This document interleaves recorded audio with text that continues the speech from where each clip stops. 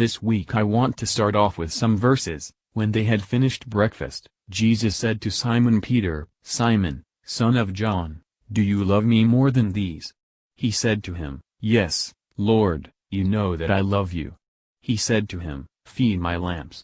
He said to him a second time, "Simon, son of John, do you love me?" He said to him, "Yes, Lord, you know that I love you." He said to him, "Tend my sheep." He said to him the third time, "Simon, son of John, do you love me?" Peter was grieved because he said to him the third time, "Do you love me?" And he said to him, "Lord, you know everything, you know that I love you." Jesus said to him, "Feed my sheep. Truly, truly, I say to you, when you were young, you used to dress yourself and walk wherever you wanted, but when you are old, you will stretch out your hands, and another will dress you and carry you where you do not want to go." This he said to show by what kind of death he was to glorify God, and after saying this he said to him, "Follow me." John 21:15-19. In these verses Jesus asks Peter 3 times if he loves him, the exact number Peter denied Jesus. I think sometimes in our lives Jesus is asking, "Do you love me? What will your answer be?" He asks us if we love him when he offers us salvation. He loved you enough to die for you. Do you love him enough to have a relationship with him? Jesus asks, "Do you love me enough to share the gospel?" and also when he reveals his plans for you.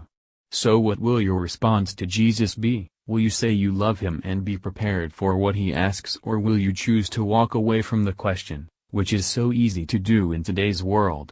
It is so easy to do because when we hear the question we can run to distractions and drown out his voice.